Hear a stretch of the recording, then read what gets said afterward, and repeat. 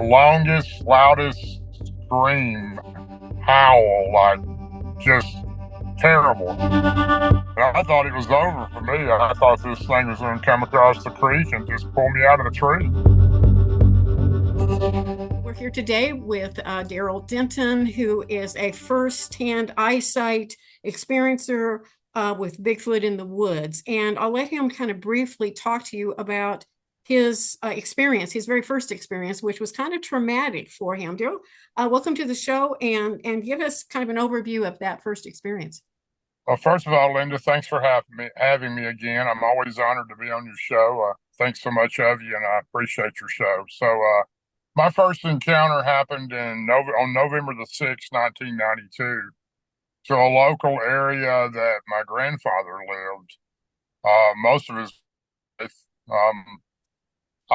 He was 92 years old at the time, and me and my friends would go up there opening weekend of black powder season and would stay a whole week. I took my camper and parked it next to his barn. We took our ATVs and just had a big time. We'd hunted up there for about 4 or 5 years before this happened. And I'd hunted on that farm all my life. Me and my grandfather were very close. I'd never seen anything, but nothing that I didn't know what was. But this particular morning, I was in the tree stand about close to a mile in, further than I'd ever been. My grandfather said that would be a good area to hunt. My grandfather had a large farm, and when we weren't on his farm, his adjoining neighbors had farms. We could hunt them with no problem. They didn't mind us hunting there. Me and my three friends, and we all went in different directions that morning. And it's a very rural area.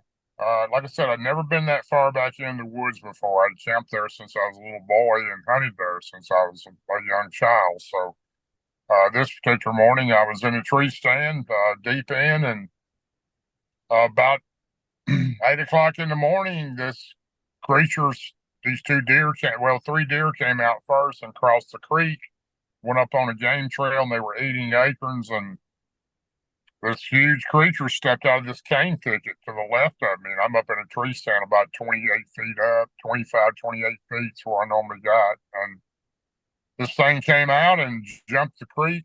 The deer had already run off. They were spooked by it and came right at hit. I was on like a 45-degree angle on this hillside, and I was kind of overlooking the creek. I was up high on this angle, kind of overlooking the creature. But it wasn't real far from me, maybe 50 feet, 70 feet at the most. And I was kind of looking over on top of it. And it walked down the game trail. It knew exactly where I was at. It looked right at me.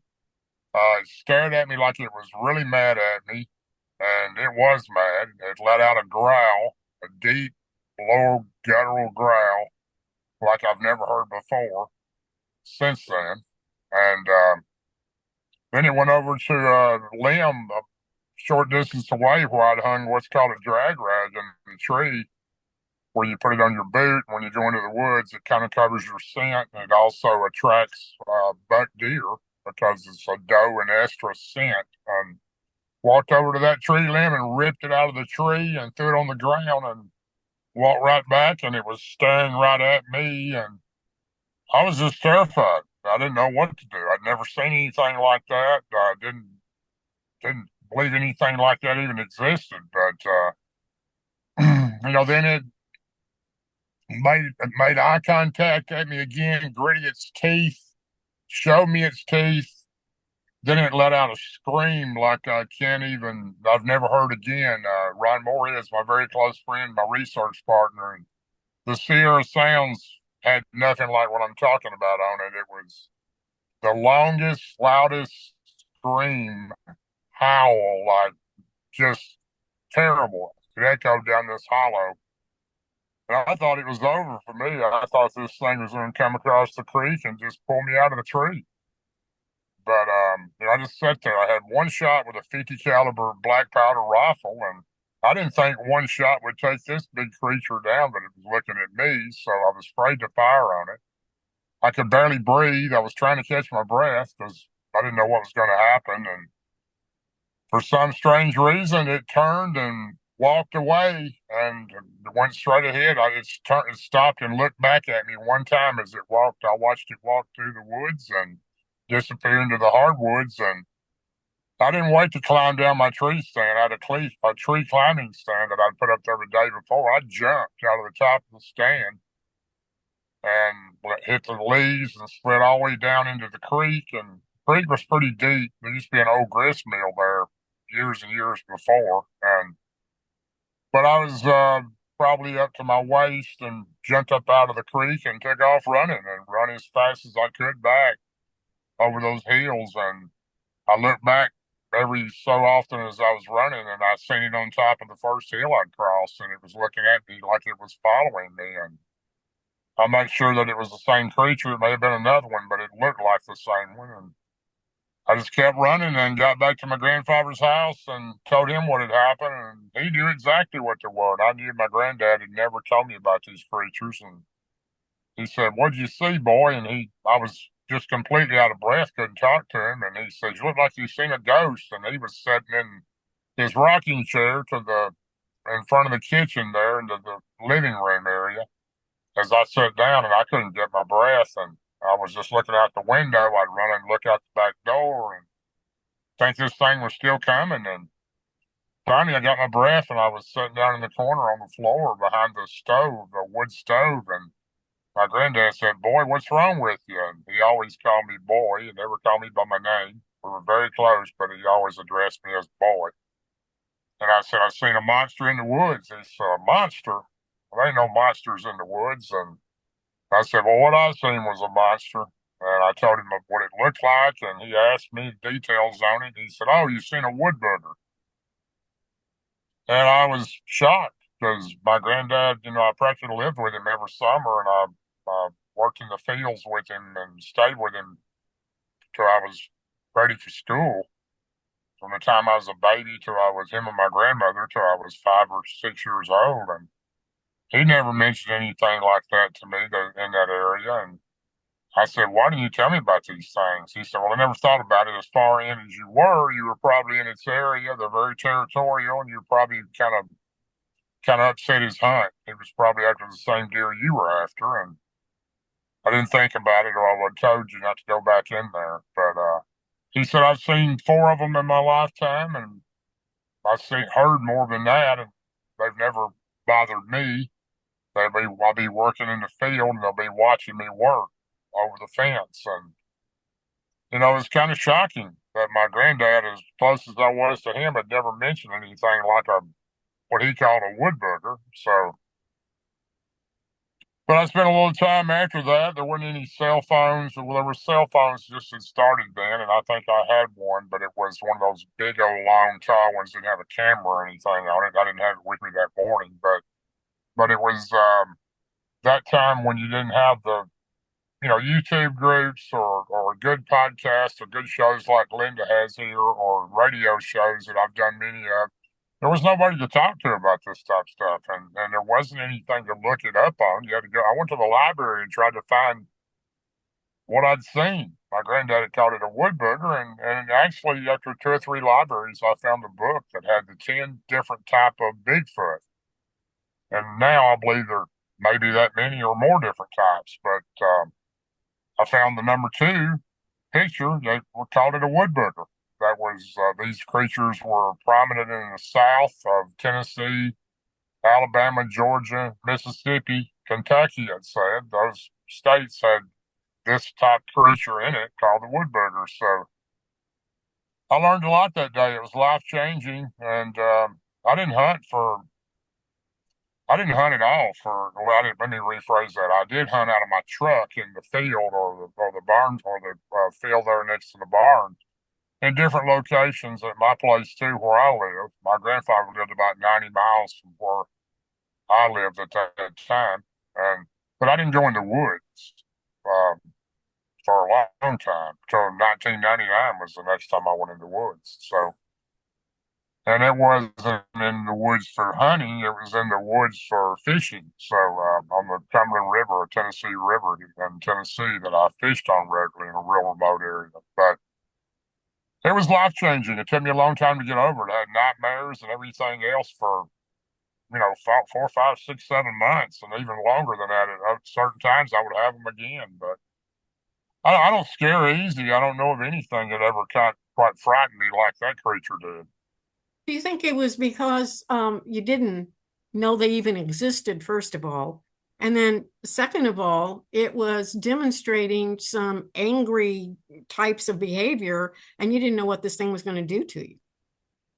Well, yeah, I'm sure that was the biggest reason. I think, the fear from it, because I'd seen just about everything you can think of in the woods, including bear and everything else, and they can be kind of aggressive at times, but I'm not scared of them. And this thing was like something out of a story tale. You just didn't, if these things existed, which I never was the type of person that didn't believe that they possibly didn't exist, but I felt if they did, they were out in, the North Pacific North, which would be Washington or California or Oregon or British Columbia, into that area. That's where you hear most of the reports from them. So I didn't think there was any in Tennessee, that's for sure. And this looked nothing like what I'd seen, before, which was the Patty one, which, the Patterson Gimlin, Bob Gimlin, film that they recorded in 1967. It looked nothing like that. This thing was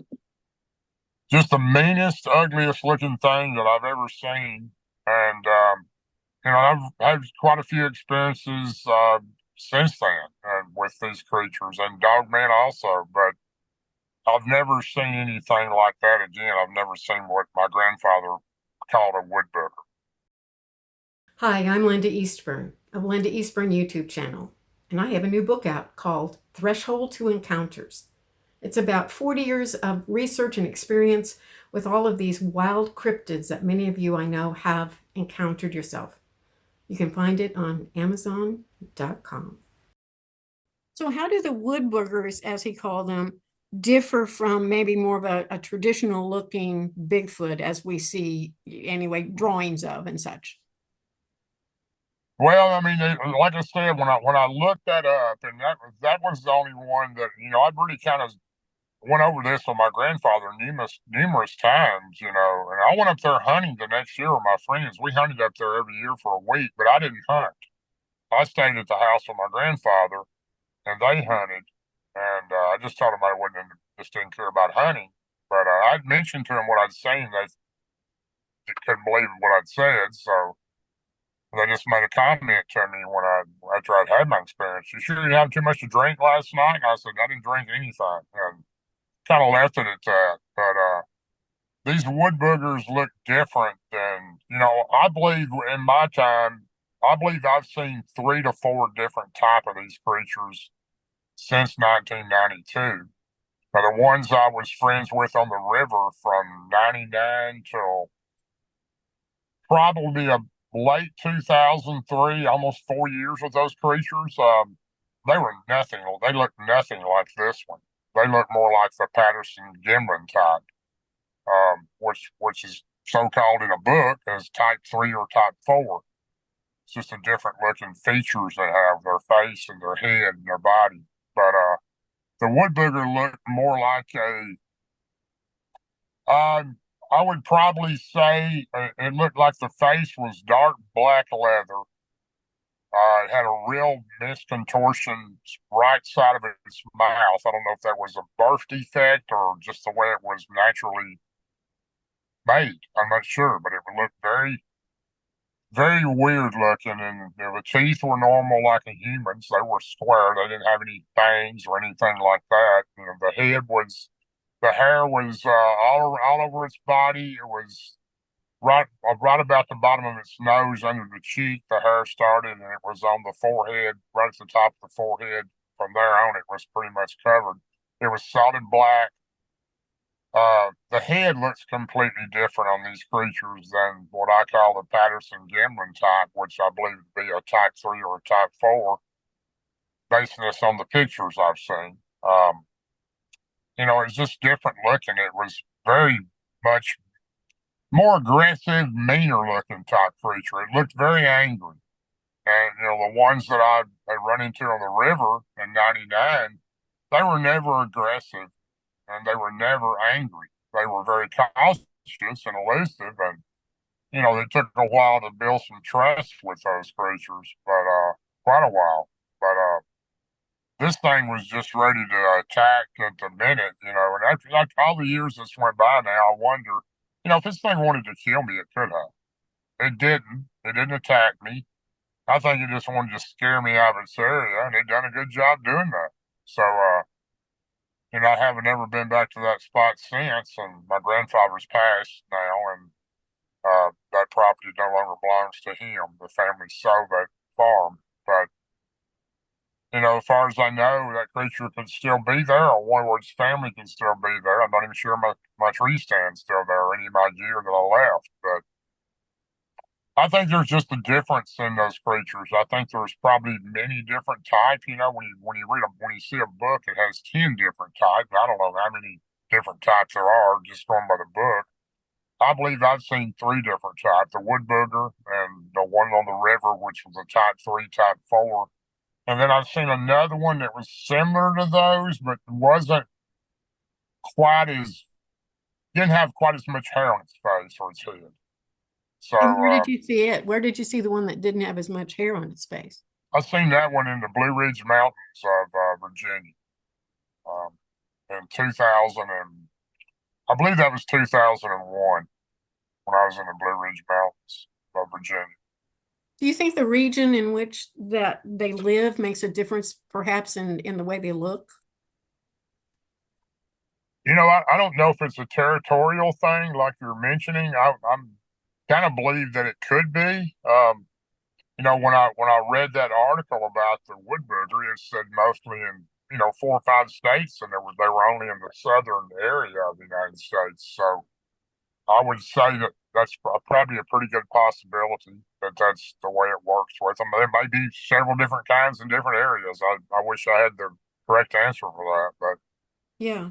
I was talking to an archaeologist the other day that works with or he's an anthropologist rather that works with Native Americans, and he said, there were pictograms on cave drawings and rock oh drawings sure, of yeah, Bigfoot that goes back, and he would estimate it to be somewhere around 3,000 years that these things have been here on, just even in the United States.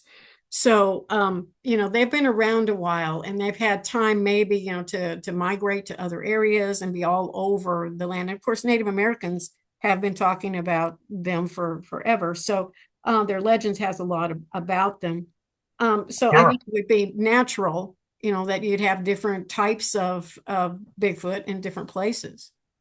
I have Native American blood in me. I'm quarter.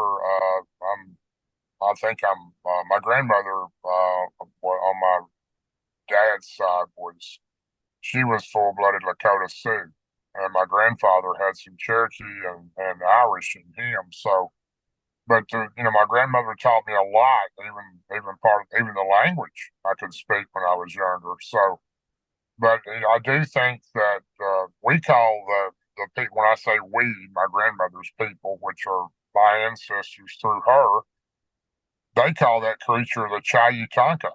And that's what I address these creatures at when I go into the woods, which means large elder keeper of the forest. That's what Chayutanka means. And,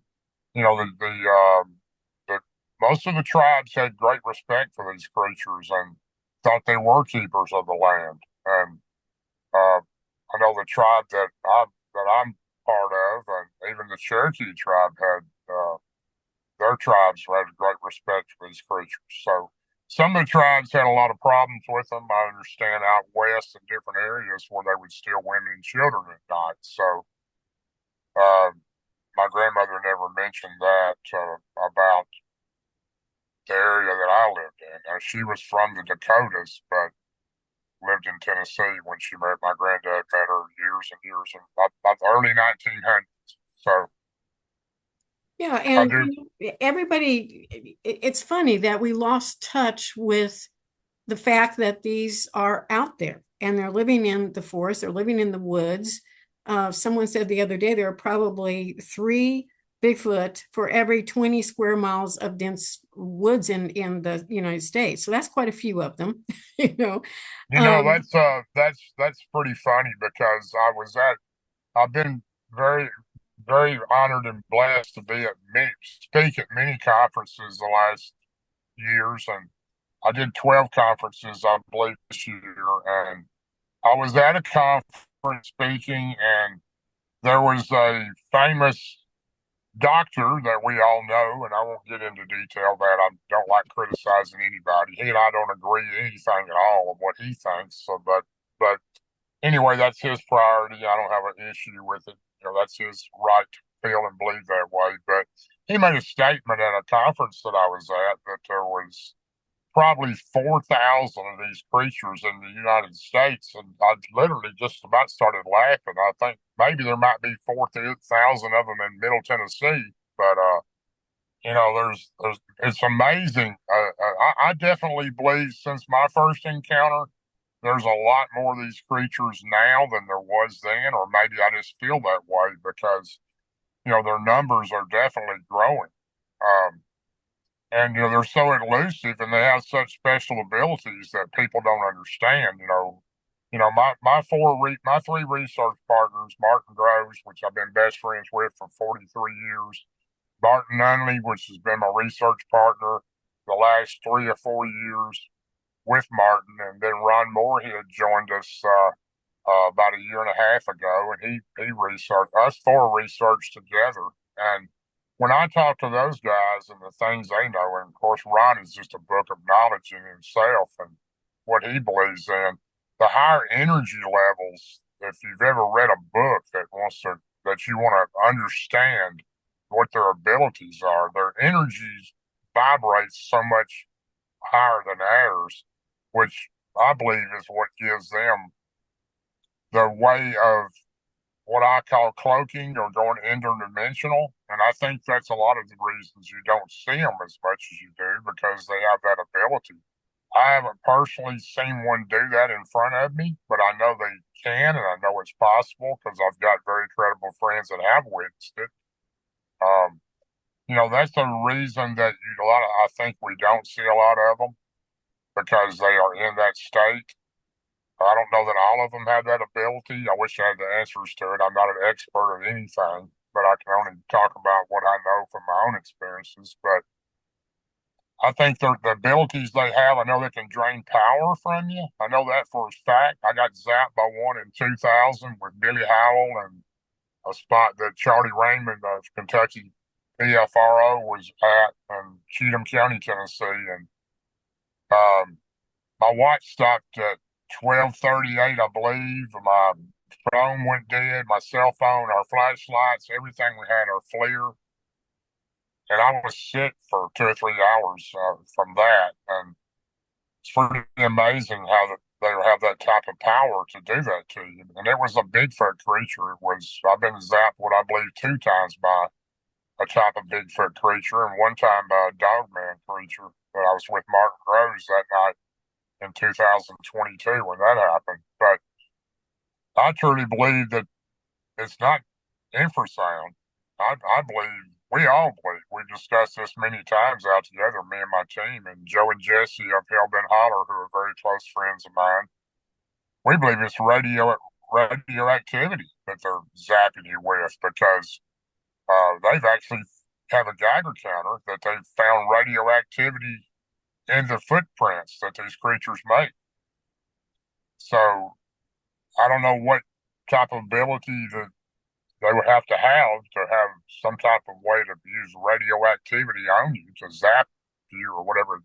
We call it zapped. I've heard it called infrasound. I've heard it called a little bit of everything, but I think that's the first time I've heard that. I didn't realize that you were able to measure that. I think, if need to get the word out there for researchers to maybe measure that sort of thing, because I know I have a Geiger counter that can at least measure, electrical influence of things, but I had never sure. heard of measuring something in the footprints, but that would definitely give us some kind of a clue as to maybe how these things are manipulating certain things. Yeah, I Um, agree with that. I mean, Joe and Jesse are probably the best boots on the ground team out there. That's my opinion. They really work hard and they get out there and they have all the right equipment.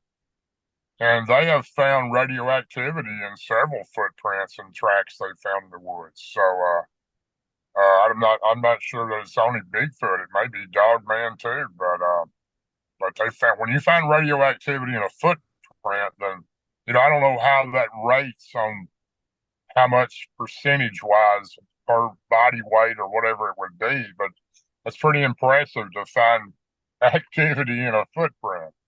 Well, yeah, exactly. And that's why I said this is the first time I've heard of that. So definitely I'm going to be putting that out there for people to look at and as far as research goes. Now I know you've had a lot of experiences with Bigfoot. You've been talking about this Dogman experience as well. So what was your experience with Dogman? I don't think I've heard that yet. Well, my first experience with Dogman was in Tazewell County, Virginia in 2021. It's the first one I'd ever seen. And I was in a country store in Carrollton, Virginia.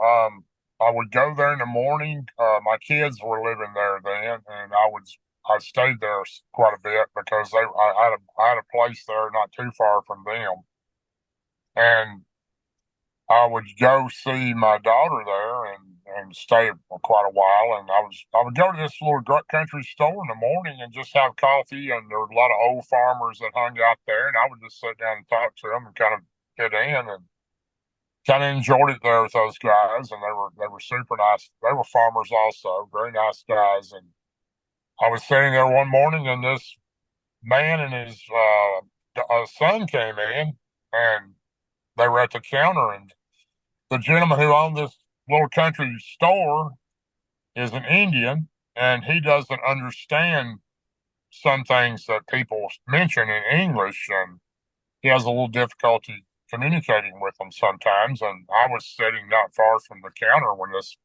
man and his son came in, and he was asking the gentleman that owns the store. He said, "Do you know anything about creatures around here?" And it just caught my attention. I was sitting to the which would have been to the right of him. He was standing at the counter. I was sitting at the right, sitting at a table with four or five other guys, and they weren't paying any attention. It caught out of my ear when I heard him say creature, and I just kind of looked around, and he was trying to explain it to the guy. He said, "Do you know anybody that knows about creatures that live around here?"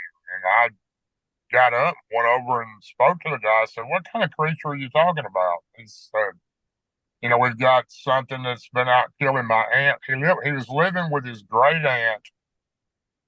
I believe it was him and his wife, his young son, who was probably 10 years old, and a daughter that was a little younger, which was about a 2 hour or a little longer drive from where I was at. They just happened to be coming through there going to a feed store. And I asked him where this was happening at and what it was going on. And he told me that his aunt's goats had been getting killed. And he asked if I knew anything about creatures in the woods. And I said, "Well, I know a little bit about them. What kind of creature is it?" And he goes, "We don't know what it is, but it's got a footprint and it's killed quite a few goats." And he said, showed me a picture of it on his phone, the footprint. And he said, "Would you come out and look at it and tell me what you think it is and what we should do?" I said, "Well, I'm no expert on them, but I'd be glad to come out there and see what you got." And I knew immediately it wasn't a Bigfoot. I knew what it was when I seen the track. It was definitely a Dogman track. And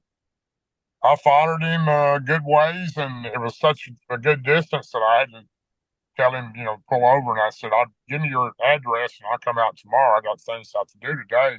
But I didn't realize it was this far. And he did give me his address. And I got way out there the next day, and I lost GPS because there was no Wi-Fi in that area, and I had to go back to town and call him. And he met me at an old grocery store there that was closed, and followed him out to his house and went across the creek up into the left, made a left, and went up into the yard there next to the barn and a small shed where they had been keeping the goats. And he showed me the tracks, walked me over to the area that this happened in, and the goats were already gone. They'd already moved them off and disposed of them because they had been killed.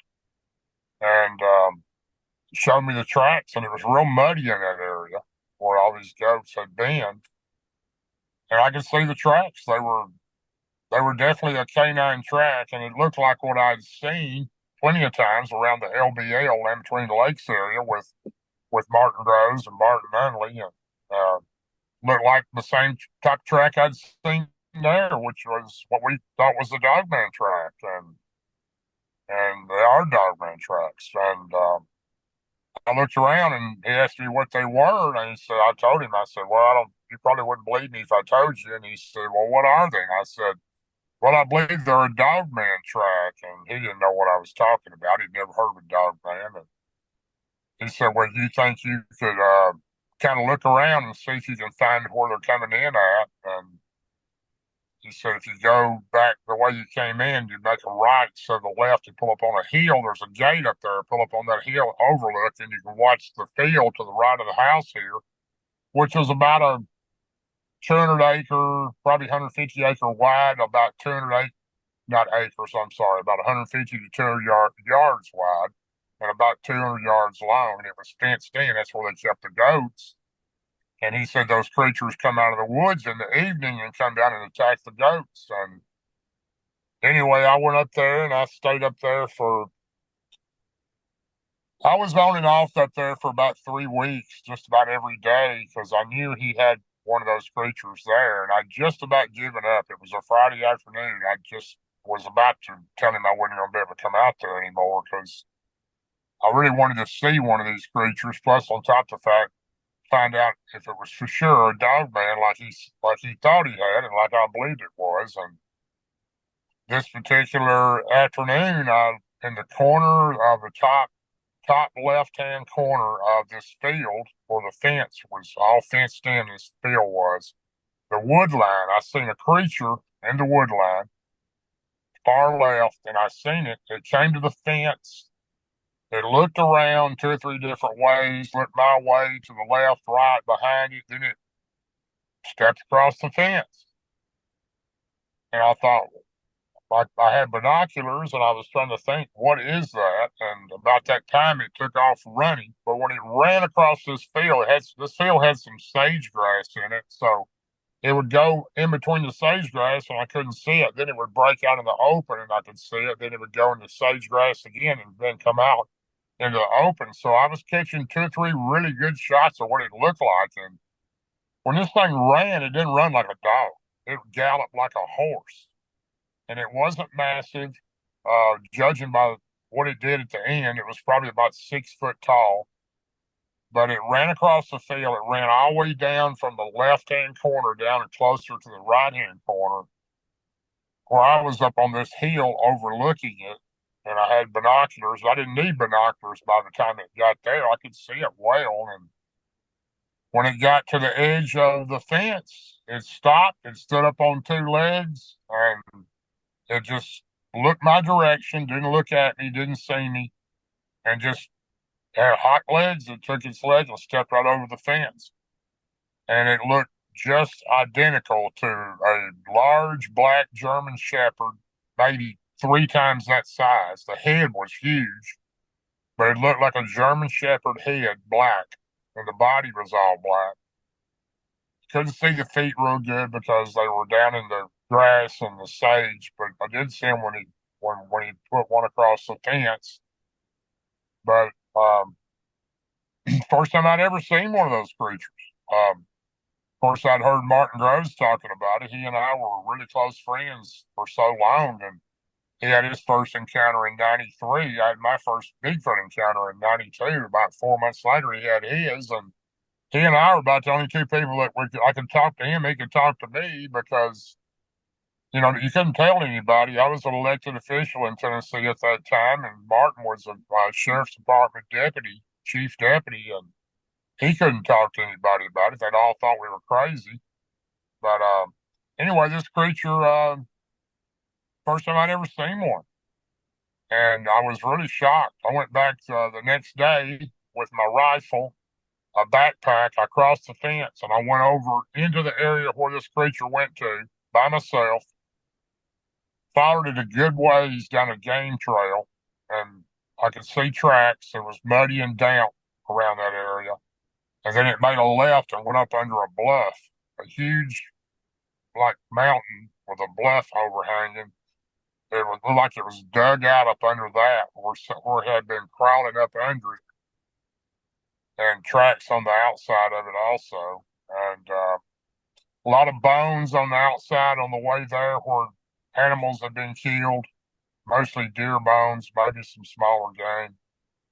But I never seen it again after that. I did stake out up there a couple more times and never seen it. But the last time I went in there, a game and fish game warden was coming across the creek and he asked me what I was doing there. And I told him, I said, well, this gentleman here that lives to the left told me I could scout out up here on his hill for game. And when he asked what kind of game, and I said, well, he just told me I could go up there and just watch the game or whatever came in. And he was a little suspicious, and he told me the best thing for me to do is, matter of fact, I had to go to the house with this game and fish official and ask the man that lived there if I had permission to be there, and he told him that I did. And came back and he asked me some other questions, why I was there again, and why I was in my truck, and how many guns I had in my truck, and I told him what I had, and he was real suspicious. But before he left, he told me, he said, the best thing for you to do is leave here. Don't come back because there's some type of creature in this area that's killing a lot of people's livestock. And I said, okay, thanks. And, I went up there a couple more times after that, never did see anything again. That was my only sighting of that particular creature. That was the first dogman creature I'd ever seen. What do you think about that story at Land Between the Lakes about the family being mutilated in the past and all of that? Martin Groves has spent, him and Barton Unley, Barton has spent a lot of time too. He interviewed Jan Thompson, who owned the restaurant. It was a diner and a gas station together, or a market type thing with a diner. Back when that happened, supposedly in 1982, and Jan Thompson's story was pretty credible. She's a police officers that came in there on a regular basis, came in there the night this happened, and both of them were so sick they actually went outside and threw up. They couldn't eat because what they had seen at this campsite. Now, Jan Thompson had no idea of anything about this, and these officers felt strongly that they trusted her, and she owned the little diner, and they went to eat there, and they couldn't eat. They were so upset, and she right later on recounted that in an interview with my close friend Martin Unley had an interview with her about that, and also Martin Groves has probably spent more time than anybody anywhere on the LBL as far as interviewing people who's had encounters, interviewing people who've seen these creatures, interviewing people that's family members were attacked. I don't know that, I know for a fact that the guys that I hang out with are credible, honest, and don't change the story or add to it. And yes, I believe it happened. Uh, um, People say, where's the evidence? I don't know, where's the evidence not? So, it's been 42 years ago. So, I believe it happened. There's too many people that have been interviewed by certain people I know, a couple of them that say they were there. One of them was sheriff's department's deputy in that area. Maybe he was a county deputy in that area. Supposedly another park ranger was interviewed about it too. Of course, you got this witness named Roger who came forth, I don't know, 4 or 5 years ago, and he claimed to be there and witnessed it all. So, I don't know. He may be credible, may not be, but I believe it happened. And there's another thing too. We have been in that same area.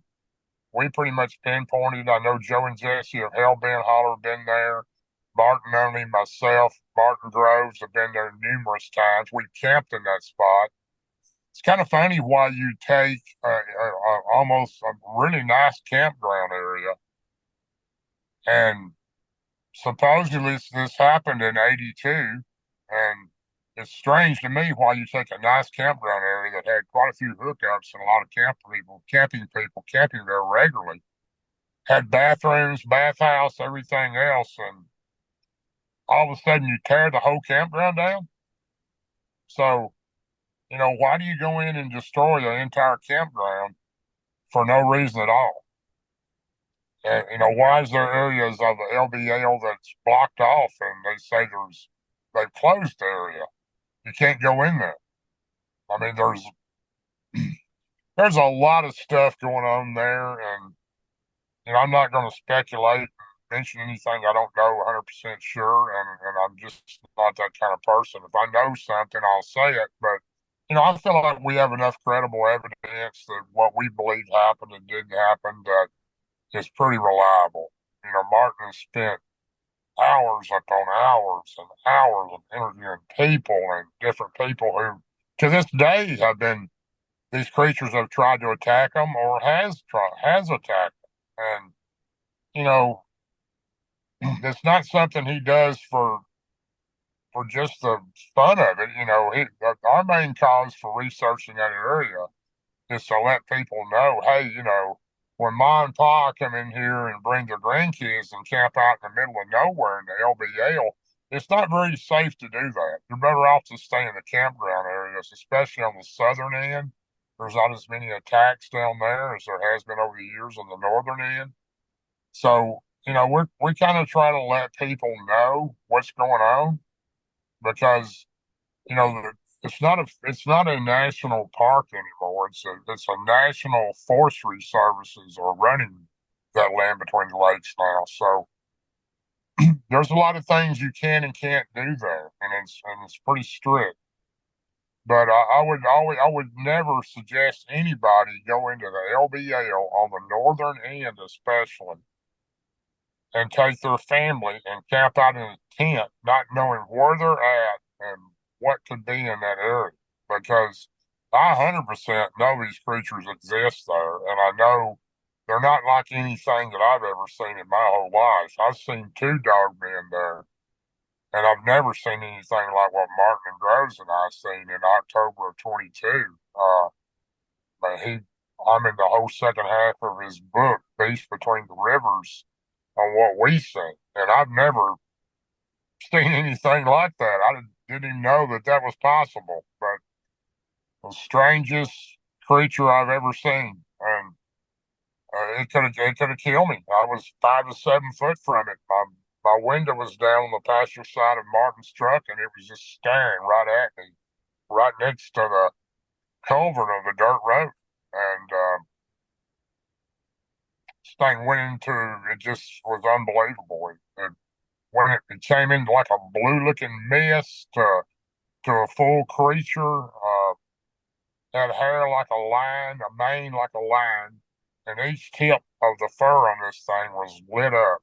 The tip of it was like lit, and it was probably 7.5, 8 foot long, huge head, half the size of a truck windshield, and it just went from a bluish mist color to a complete silver looking color as it got up and walked around the right side of the truck and went through the field as it was looking at us. The strangest thing about it was a complete creature moving and looking back at me and Martin, but you could also see through it. It was transparent at the same time. So I know it doesn't make sense and it sounds crazy, but that's the only way I can explain what I witnessed.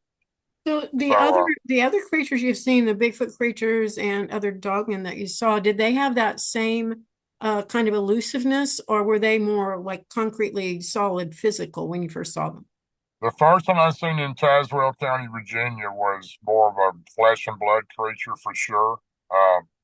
The second one I seen in the land between the lakes, which Martin and myself were all camping in a remote area in a hollow there that we were told not to camp in because nobody had ever camped there all night before because it was too dangerous. That one I seen there was flesh and blood. It was running. It was flesh and blood looking creature. Nothing like what Martin and I seen in October of 22. That thing was It was like something out from another.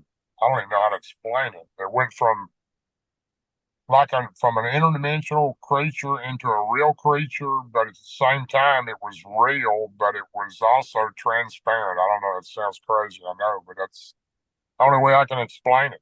So, Yeah. it was nothing like the other two. No, Yeah, nothing. and you can only say what you actually saw. So, if you saw it that way, that's the only way you can describe it. So, Well, we got what we call zapped that night too. That was the first time I'd ever been zapped by a dog man, and it got me first. It got Martin second, and he was a whole lot sicker than I was. I had a headache, my upper chest was hurting, and my legs were tingling and numb. He was so sick he couldn't breathe, and I was worried that we weren't going to get out of there because we were back in the middle of nowhere. And if you don't know your way around in the LBL, there are thousands of roads back in there. I mean, go to the left, go to the right, they go straight. I mean, it's just so many. There's 170,000 acres of gravel roads or dirt roads, and then you've got one main road called the Trace that takes you in there that's paved, a two-lane highway. And you get in and back in there off those roads, if you don't know where you're at, you can get lost real easy. You can run a tank of gas out trying to find your way out of there. So, he knows that area a lot better than I do. He and I have been in there a lot of times together over the years, but nobody knows it any better than he does. But when he couldn't breathe. His throat had swelled together and his tongue had swelled up. I thought I was going to have to take him to the hospital. And he finally started getting his breath after I mean, breathing better. He was breathing enough to stay alert, but I was worried that he wasn't. So, um, I don't know what that was. I know it was a dog man creature, but I've never seen anything like that in my life, and I don't even know. It sounds almost impossible this thing to even exist, but it does. yeah, exactly. So, if you have a person out here that is new to this subject of Bigfoot, Dogman, that sort of thing, I know there's a lot of evidence sometimes they leave in the woods that you can know that you're in their territory in some way, like whether it be tree breaks or nests or, footprints or other things. What would you recommend that people look for so they know that they might be approaching an area where Bigfoot exists? Well, the thing about Bigfoot, I've learned so much from them over the last 30 something years. I don't currently research Bigfoot or like I did for a long time. I'm mainly just into Dogman the last couple of years, 2 or 3 years, with my team. We do get around Bigfoot. We had Bigfoot at our cabin October last year. Ron Moorhead, Martin Groves, Martin Emmy, and I at our cabin. We were deep in there. There's a cabin at a certain campground that we like to go to that in the fall and the winter there's nobody there. It's pretty remote, but the Bigfoot were all around us at the cabin, stacking rocks, banging rocks on the porch. We were at the fire. They were breaking sticks behind us. It was just, they were everywhere. But, that doesn't, the thing about, first of all, Bigfoot, if you don't know what kind of Bigfoot you're dealing with, that's the first thing you need to know. Because they're just like people. Not all of them are friendly. Not all of them are going to be non aggressive. A lot of them are very aggressive. A lot of them, I believe, will hurt you. The kind that I prefer are the ones that make the large X's, like the large trees, broke at the bottom, living trees, not deadfalls, but broke at the bottom, 3 or 4 foot up from the ground that form an X in the woods, or the X's land on the trail from deadfalls, or deadfalls made X's. Those are the better creatures that I've found out over the years. They're the real friendly ones. They're not aggressive. As long as you don't try to harm them or try to do anything to their family, it takes a long time to build trust with these creatures. So you're not going to go into any type of woods. And first of all, you don't go looking for Bigfoot because I've learned from the years that Bigfoot finds you. You don't find Bigfoot. First of all, I 100% believe that they can tell what's in your heart. I have no doubt about that. All of them. They know how to read you. They know your intentions.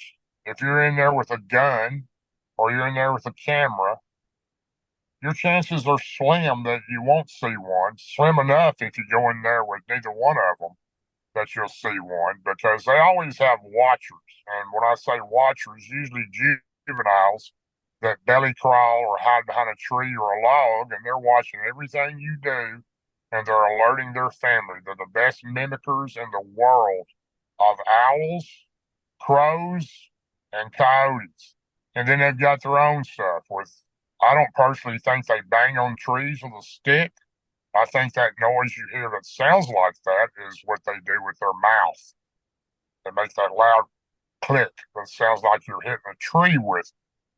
Now, that's my personal opinion. That's what I believe. I've been around some of those creatures and I've heard that noise and I've never seen one beating on a tree. So, if you want to find Bigfoot or be around Bigfoot, have good intentions. Do not wear bright colors, no reds, no oranges, no plaids. They do not like it. They relate you to a hunter, and they relate a hunter to someone with a gun trying to kill one of them. So I would suggest find an area close to water, a creek, pond, lake, river. If you're in a saltwater area, there's some type of water because they do eat a lot of that type of food, which live in the water. And there always a game trail close to the water. When you find an area that has breaks, there'll be breaks in the top of trees. When I say a break, a good sized limb, big as your arm, will be snapped 20 foot up. That just doesn't happen in a storm. The rest of the tree's perfect, and all of a sudden there's a break. When you find those in deadfalls shaped, like I was mentioning earlier, in an X shape, or you'll find 4 or 5 game trails coming together with a big pile of logs and brush on one side. That's what they'll be behind to ambush deer coming down that trail, or that's how they feed. They deer's their number one meal, and they do scavenge a lot of things. But I don't know everything about them. I only know what I've been told. But have good intentions. Go in, try to be yourself. Go in and sit down and just be normal. You don't need to beat on trees and run around hollering and screaming and trying to make noise. They know you're there when you get out of your vehicle. And that would be the first thing. Tracks are good if you can find good tracks. The problem with tracks is they can also backtrack, I believe, which is hard sometimes to track one unless you're in snow. If you're in snow, it's a little easier. I've heard of people doing that. I've also heard of them just disappearing after they're so far distance, there was no tracks anywhere. So I don't know if that's when they go interdimensional or how that works. But Dogman's a whole different story. I don't really know how to tell you on a Dogman. I'm learning that myself. I would say be very careful. I do think some of these, just like Bigfoot, I think some of these creatures will kill you. I think they would harm you. I don't know that the two that I've been around that knew I was there didn't try to kill me, so they must not all be bad. They could have easily have killed both of us, me and Martin Rose, but they didn't. Um, you just have to be cautious of those creatures. The dogman signs, the only sign I can tell you for a dogman is going to be footprints. And there's several different type footprints I've seen from dogmen. Some long with 3 or 4 toes, some long it looks more like a canine, like a dog track, but bigger. So there's supposedly different types of those creatures. But whatever you do when you go in the woods, remember 3 things are so important. Do not go by yourself. Say it again. Do not go by yourself. I used to go by myself all the time. I would never tell people to do that anymore. I've had some pretty close calls and I'm very lucky to get out of that area. But I would never go by myself. I would always have some type of survival type equipment in case I got in there and couldn't get out. And the third thing I would tell you is get yourself a personal beacon locator because the cell phone will not work in the areas we go in. You have no service. A personal beacon locator, you have service anywhere with it because it's a satellite type beacon. If you're injured, hurt, lost, you push the button, the sheriff's department immediately pinpoints on a map where you're at, and rescue will be on the way. So that would be my suggestion to anybody that wanted to get into this. Sounds like some good advice, Daryl. And I know you got to go. You got a lot going on today, and I really, really appreciate you taking the time to do this interview today. And thank you so much for all of your rich knowledge on the subject matter and sharing all of your experiences with us. Well, thank you, Linda, for having me so much. I've enjoyed your show, and enjoyed it the last time I was on. Thanks again for having me. Exactly. And if people want to hear the full story of your first encounter, they can go watch Bigfoot in Tennessee. So I think that's yours. And that one is also really good. Watch them back to back. You'll get even a stronger view of what Bigfoot is really about. So thank you so much. I'm going to go ahead and end our interview today. And I wish you good luck on all of the other endeavors you have going on. Hey, thank you, Linda. Same to you.